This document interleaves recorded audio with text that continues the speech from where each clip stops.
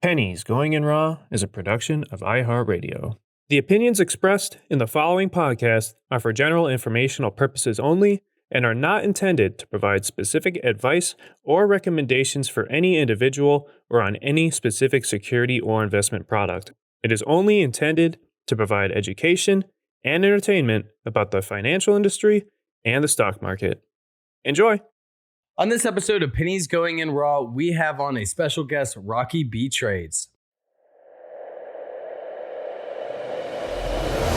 You find out life's this game of pennies. Oh, you guys know we only have a 40% runner. Hello, 40% Right is a fucking killing. We've been compliant for too long. It's time we go to war. I don't have a Roth. Hugh knows so much about the market that his brain doesn't have enough room for grammar. Hey, who told me about IDEX? It's going up a shit ton now. Rob, 4%, baby. No way. 4 fucking percent. You asked the exact same question with 2 words different. It's like, man, I just got dick whipped for like 20%, and now that f***er's up like 50. I bet Warren Buffett never did that. I'm just making this voice memo to call out unusual whales to a fight. The pennies we need are everywhere around us. Pennies.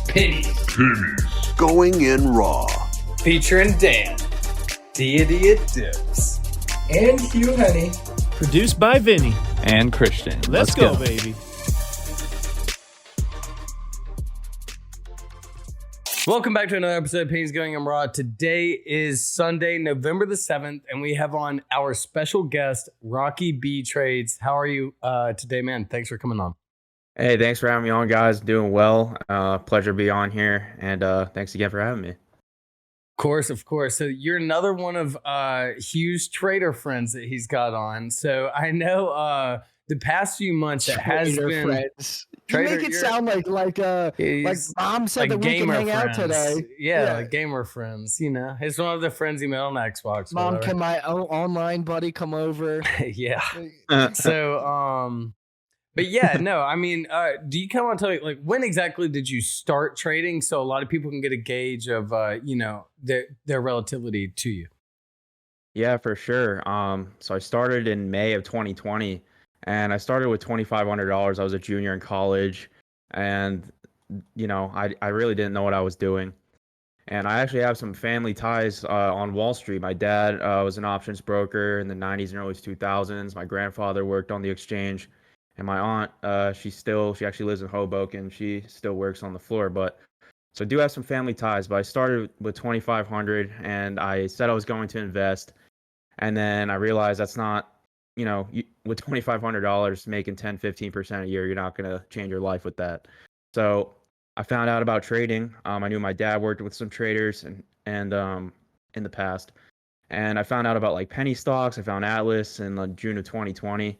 And I got down to my last like $583 by November 2020.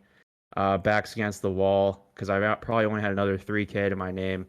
And during that whole time, a lot of my internships got canceled with COVID and whatnot. So I wanted to find a way to like make some money and make something for myself. So I remember it was actually in Atlas, and this is when Mans, like I kind of knew Mans. Like I knew this guy was going to be special. His name was like the OG, like Johnny Manziel, like that was his name, and he was talking about ACB. And I remember I had just put on calls and puts on Robinhood, and he literally said he's taking ACB calls. If Biden gets elected, these calls are going to go nuclear. Weed's going to explode. I put my last like $583 in, and sure enough, the stock went 40% overnight. Those options went 500%. I got all my money back and more. It was the biggest sigh of relief in my life. And from then on, I was just addicted to options, like learning about it in school, asking my dad questions, watching YouTube videos. I rarely went out. I was just so focused on it because this is what I wanted to do. The fact that you can make that much money with, not that much risk is incredible. And able to take my account to like 20K by like March of 21. Fast forward, I finally found a style for me. I'll dig in that a little bit, but now I'm doing pretty well for myself. I'm living the dream. I'm making way more money than if I were to work for someone else. I'm happier. I bet an amazing amount of people on here, and I kind of have a platform a little bit. So it's kind of my story, how I started, and hopefully that answers your So, question. with all your family in kind of the business already, do you have to check that box every time you start a new broker or a new account that's like, hey, I have someone in my direct line that has like a license to trade or whatever? Yeah. No, I don't think I checked that box. My dad doesn't work on the floor anymore. Neither does my grandpa. But um, it was nice, always having him as like a mentor, someone I looked up to. Anytime I had questions, if I ever needed to hedge myself, we talked long-term investing. He was always there to help me and guide me in the right direction. But no, every time I open a new broker, I don't click that off anymore. Never So, have. so a lot of people kind of also started trade in 2020, but they this past year got flushed out or lost all their money just because it wasn't everything on the up and up. What do you think kind of helped you out to not only avoid that, but still say, still be as successful as you are? Yeah, I know a lot of people got flushed out, and something that this one sat with me all the time, but my dad always told me you got to protect that money like it's the only money you'll ever have. He was always telling me risk management's number one, and nothing is more true than that because, as traders, we're taking on enhanced risk every day, especially if you're trading options or something with leverage. So definitely managing my risk, sticking to rules, is what's really helped me like stay around and just be able to do this because it's longevity. You can make millions of dollars, but it's not about how much you can make; it's how much can you keep. That's something that I read and I think a book before. So yeah, Yeah. So Mm. real quick question: what did your dad do on the floor? Was he like an option seller, or was he like a Mitch, I broker think your for? mic is too close to your mouth. Oh, too close. There you go. Sorry. no, you're Sorry. good, bro. Uh, Yeah, options broker. So hey, that's awesome. They made pretty good. yeah, 90s. I mean, some of the guys like I used to talk to, they were pulling away 7 figures easily. yeah, yeah. 90s, early 2000s. My dad said if technology didn't change, that'd probably be what Yeah. I was doing. But my family moved away up north because my dad saw that business was kind of fading away with technology and whatnot. But options broker, so he was that guy where they'll call him on the phone, hey, I need to execute this trade. I want 100 of this at X. My dad would tell him the spreads and the quotes, and he'd get commission and whatnot. Yeah, the Um, commission was pretty good on those. very good, Yeah. very good. Yeah, so it was like, pretty risk free as long as, you weren't, completely being a schmuck. But Yeah, hey, that's awesome, bro. yeah, man. So now, okay, Rocky B trades, runs part runs or runs his own, how do you kind of consider it? Yeah, Or- run my own Discord now, but before, I was on the bus for a while working with NASA, and I wanted somebody to give me a chance, and I definitely thank him for that because, I actually knew a lot of these traders like Adam and D-Book for, I guess you could say we all kind of grew a little bit, but it was nice, getting a little platform and to show people and help people out. But now I am running my own Discord, and it's cool. We got a little community going on because I love FinTwit and what it's done for me and the people I've met so far. What did you do for NASA? And that was what you were doing before you were trading? Oh, no, by Yeah, NASA, you meant are you talking about NASA, the fucking trader? the trader. No, Okay, I've dude, I never, totally never thought you worked. meant your You know internships the with NASA. spaceship? You know the spaceship? Yeah, I Rocky know B that's trades, yeah. I'm like Yeah, rocket B trades, dude. yeah, Um, no. no, so that's kind of cool. go into your like current strategy you have working right now. I mean, especially in this down market. I think that's what a lot of people need to know is, and then how exactly did you develop it over time? I know you kind of explained how you started, but kind of diving into a more detailed version of like your trial and error into finding something that worked. Yeah, so the first, this is my go-to strategy. This is what I tell people. This is how I made my money, how I built myself up on this, platform and whatnot. And a lot of it is news trading. I really like news trading just because the stock is going to move. It gives the reason for buyers and sellers to come in with a lot of volume. And how you trade news depends on the headline. How you interpret that headline? Can you get in quick enough? Because you need to react with speed and execution. So my first introductory to news trading was January 2021, when I had a smaller account back then. I think it was maybe 10 or 15,000. And I saw like right before close that Apple was getting into EVs. And this is when like the market was ripping, COVID market, SPY was booming, and Apple gapped what like did everyone 5%. think it was going to be? Everyone thought it was going to be Lucid, right? Yeah, I don't know, but all I remember is a CNBC headline, and that Apple's getting EVs like 3 minutes before close. And I bought calls because I'm like, that's incredible news. They have all the money in the world to do something like that. And that was my first introductory to news. Those calls went over 100% overnight. So I kind of found this strategy that news trading really works for me. I have a lot of examples on my Twitter. They're called hashtag Rocky Recaps, but how you trade the news depends on the headlines and whatnot. And I can go in further into that and how the options move and stuff. But that's been my strategy, just being quick, being a sniper, and executing when you see that news is what's helped me out a lot. That's awesome. So, do you have like a pretty extensive background with reading the filings, or it's purely like, hey, this is a keyword. This sounds like it'll move something. Uh, screw it. Or is it like, you know what I'm saying? Like, was it like Yeah. March 2020, 2021? It was like offerings are good news, or is it like, hey, I only trade these kind of keywords? Yeah, it's more so keywords. I'm not as in depth with like the in-depth filings. I mean, before, I guess you could go into the financials and stuff, but it's more so um like I can give you trade examples, but I have like a list of criteria that I'm looking for entering that trade. And the first thing I'll look at too is, are the contracts playable? Is there OI? Is it liquid? Because if it's liquid, there's $1 spreads. I'm going to enter heavier rather than if it's $5 spreads, it's a name no one knows about, or if it's some BS headline, I'll just ignore it. But that's kind of how I trade those. Awesome.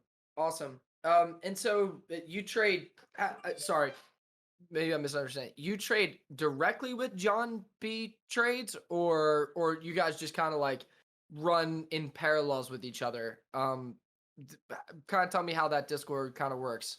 Yeah, so I'm really big into news and volume plays. I'm really good at kicking up, tickers with volume. That's kind of how NASA and I used to trade too. So I can pick up things, before news drops with my scanner or just my volume alerts. And then I'm really good at interpreting the news when it comes out. I think a couple days ago we had like weed news and used Tilray and CGC and all these other ones caught a pop. We were able to capitalize.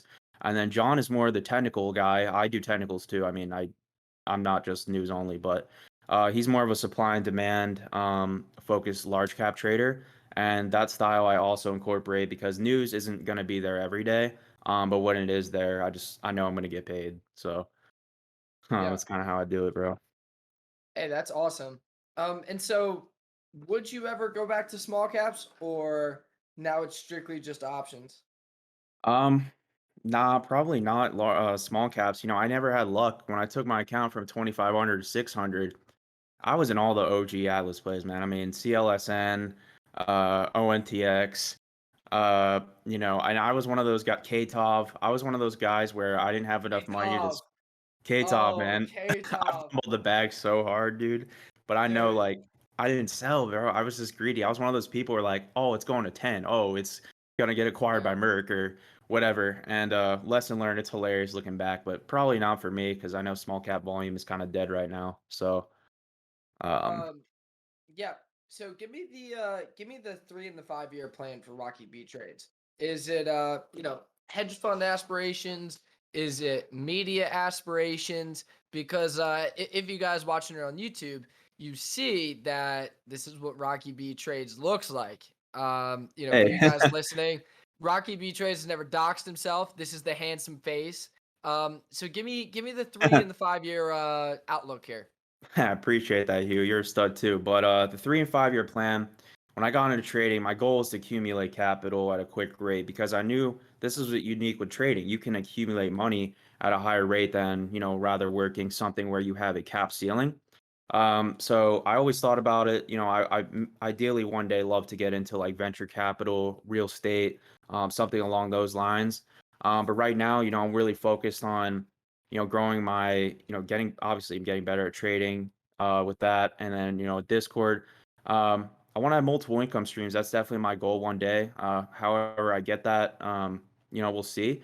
But, in the process now, I'm just working on making great connections, continue to get my name out there and just show people what I'm capable of. And, at the same time, I have this trading skill that I'm good at, and just continuing to be good at that as well. So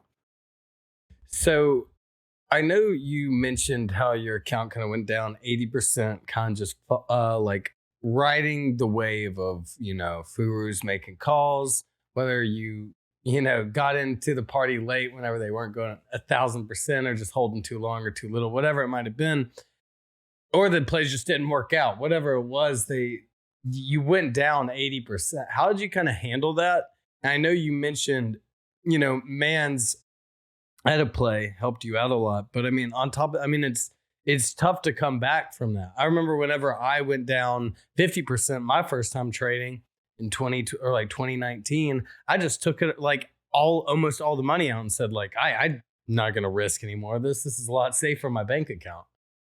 Yeah, man. That was hard for sure, because that was a real like punch in the stomach, because at that point I was a senior in college.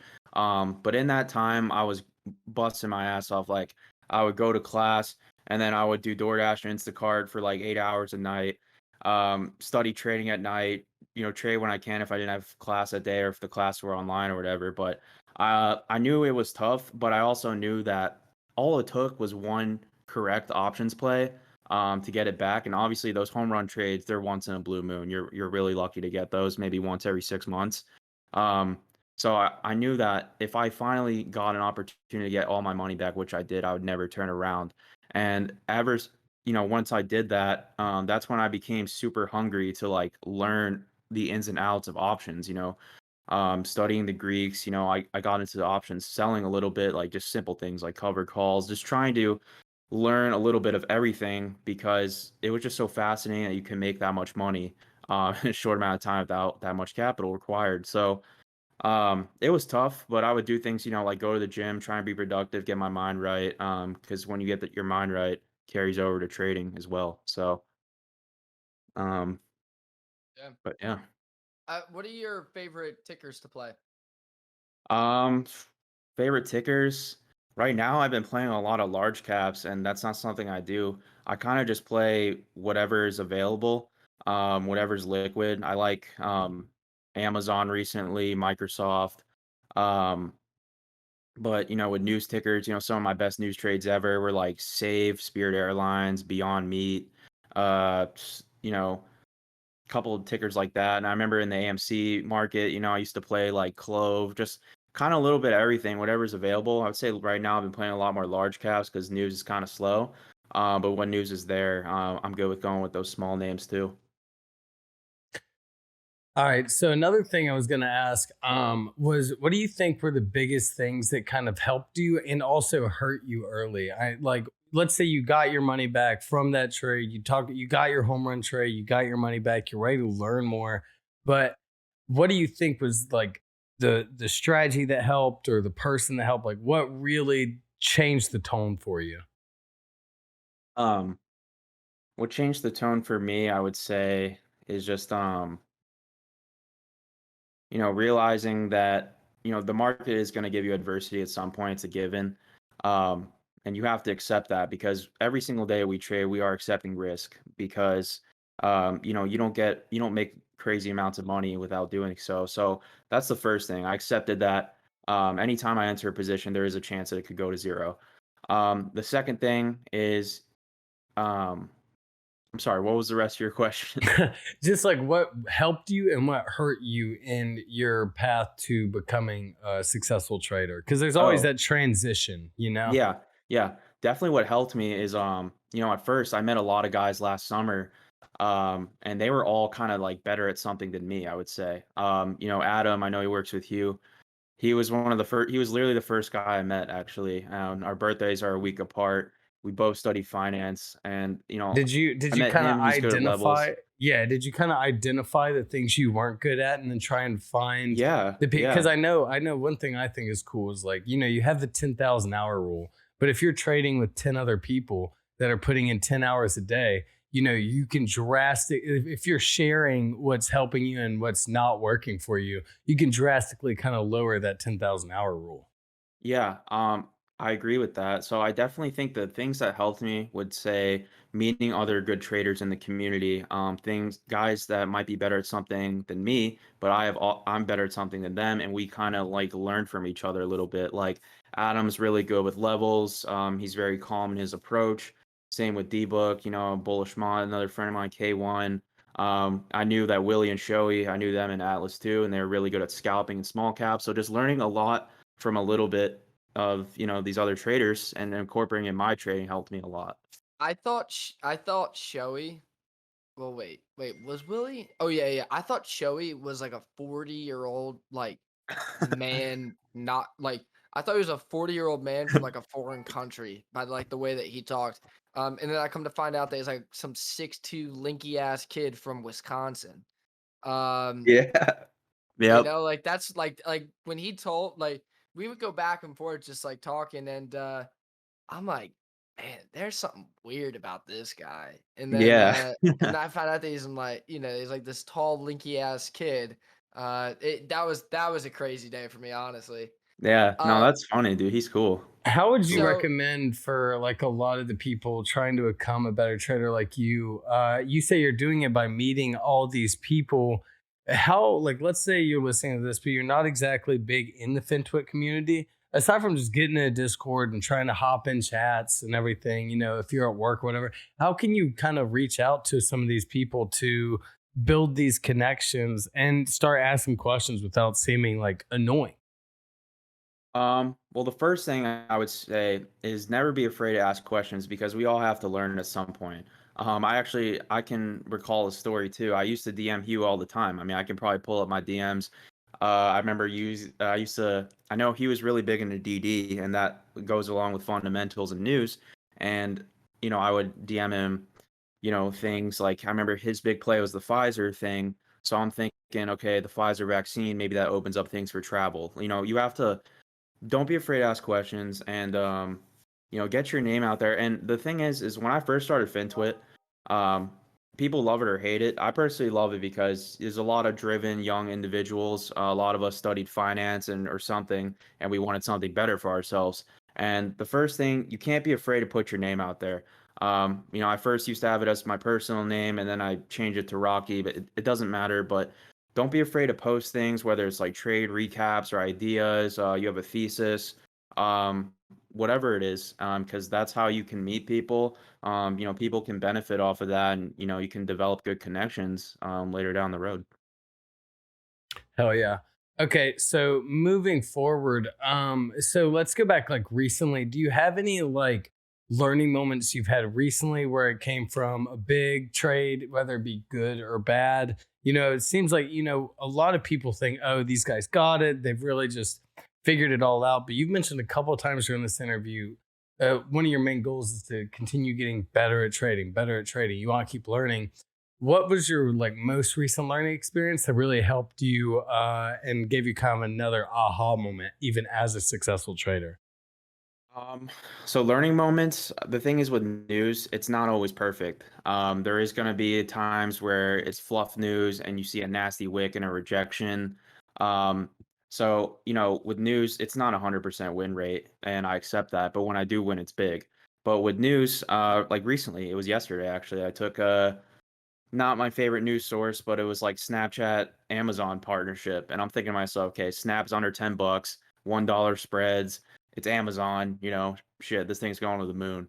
And I buy calls pretty heavy, and, market punched me in the face, wicked right back down, and, lost a good amount of money. And it sucks, but, you live by and die by it. And just know that there's always going to be another trade, but you got to stay alive. You got to have that capital ready for the next one. So if you're kind of talking to someone who's more of a levels guy or a DD guy, and they're seeing the kind of money that you're making, and they're saying, hey, I want to kind of learn how to read this news quick and trade this news quick. I feel like it's just more of a safer way. What kind of news trading tips would you kind of provide for someone who's already been trading a while that, is just looking to add another tool to their belt per se? Yeah, the first piece of advice is watch, first off, turn on your news notifications. I recommend putting it on like another monitor, an iPad or something like that. And when news drops, see how it reacts. I think I have a news thread on my Twitter that shows examples and key headlines I'm looking for and results and shit like that. So I think that can help.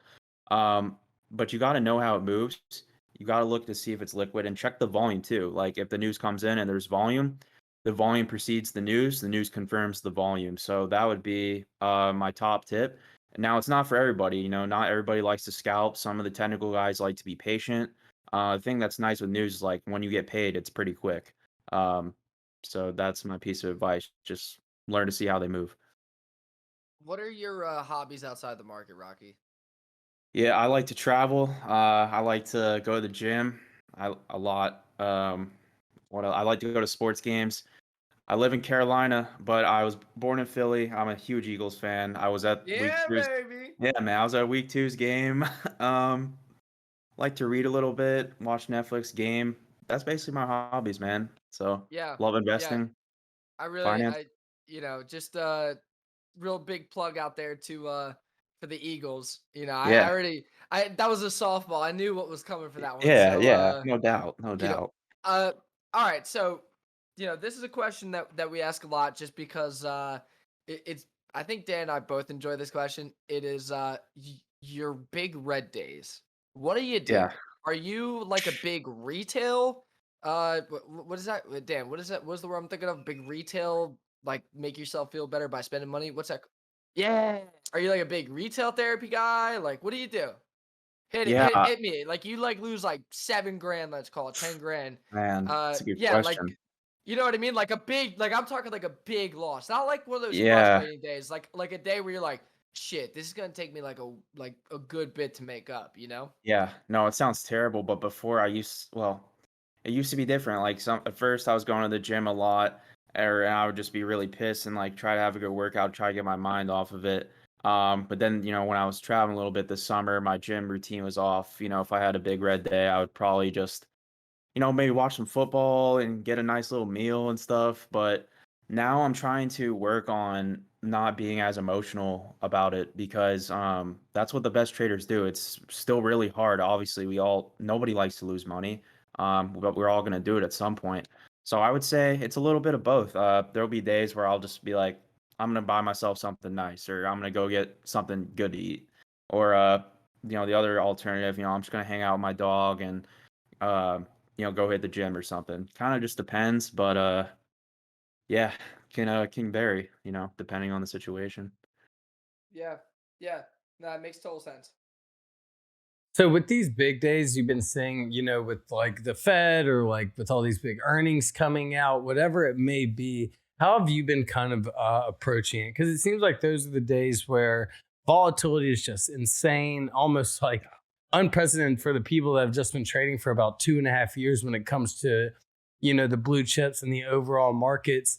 How have you been playing those? I know a lot of times we just say, we're going to sit out for a little bit, watch it, and then kind of enter when it's right.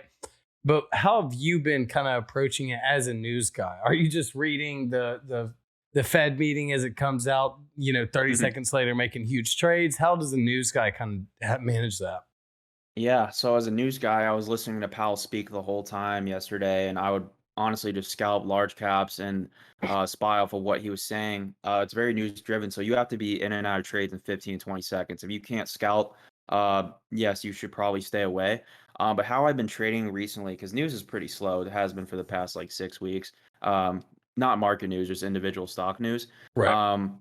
There'll be like one or two news plays a week where I'll size really heavy because I know it's going to be great. I think 2 weeks ago, Apple, like their iPhone demand was going drying out or something. The stock died $3. Like that's Yeah. something where I size heavy. Or when That Elon just acquired as Twitter. a side note for the Apple thing, I feel like they did not promote the iPhone 14 at all, and all they did was fucking hire LeBron to do a commercial and hope for the best. But there was not at all. nothing there for that one. Not at all. So I'd say right now I'm focused on that maybe 2 to 3 high quality news setups a week if I can get it and sized appropriately. But they have to be A plus. And then recently, with a lot of these large caps having earnings, I've been playing like an IV earnings run up type of thing. one of my friends, big cat trader, he told me that that's what he does. He does like he'll take calls and puts, straddle and ride the IV increase. So that's something I've been doing a little bit. Did that with AMD this week, but it's been kind of rough, man. You have to kind of adjust with what the market gives you, or sometimes you got to be really patient. Yeah. Yeah. Last question for me. What's Rocky up? B trades. What's going on? Do you have a Roth IRA? Absolutely, I have a Roth IRA. My I man. I got a Roth IRA, and believe it or not, dude, I actually added a lot of Citibank shares, like 41.6. Did some DD. The tangible book value was like $80. Warren Buffett was buying at 54. I got it at 41. Now the stock's at like 45. So I'm up a little bit on my Roth. You know, obviously you got to have long-term investments. And I learned that a lot from you, man, when I first listened to the podcast in the first 3 months or whatever. I think Roth IRA was episode like 6 or something. And just learning about that, because there's these stories, Peter Thiel or whatever his name is, and the guy has like $5 billion in his Roth. So it's important to invest while you're young, and if you can get in those, retirement accounts, you should. Hell All right, yeah, so brother. I've Hell got yeah, bro.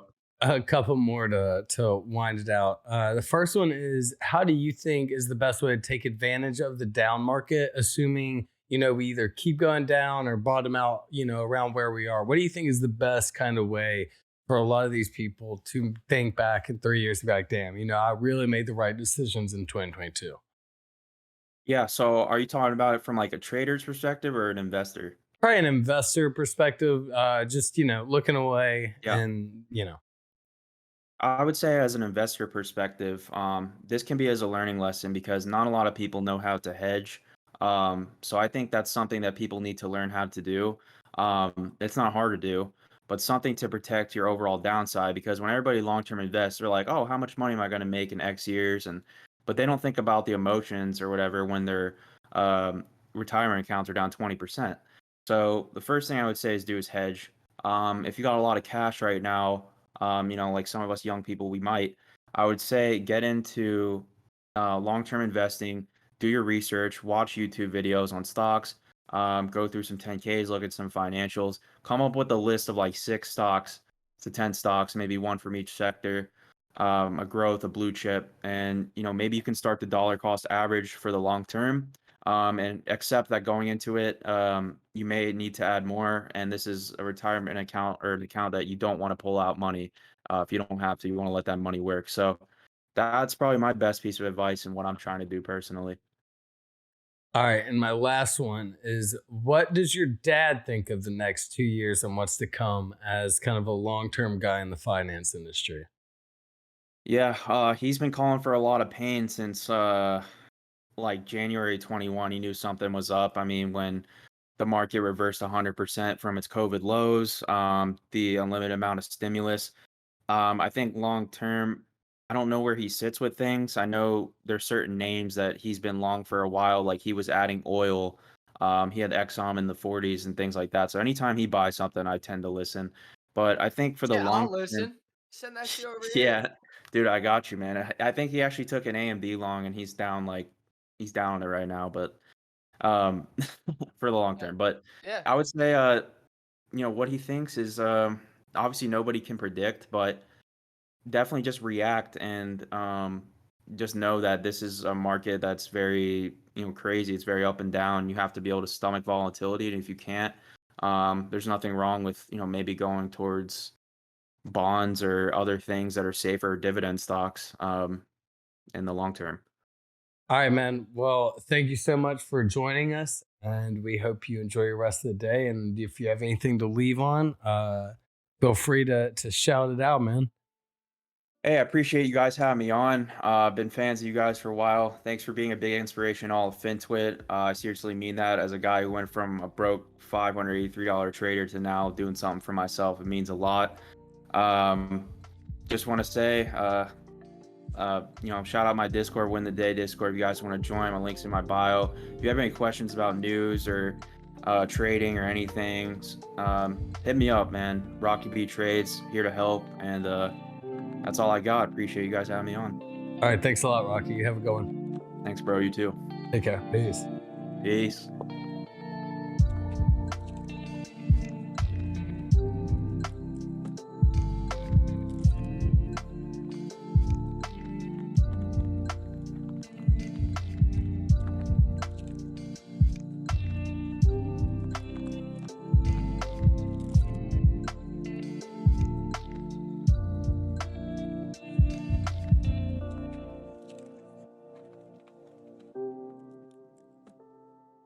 Pennies Going in Raw is a production of iHeartRadio. For more podcasts from iHeartRadio, visit the iHeartRadio app, Apple Podcasts, or wherever you get your podcasts.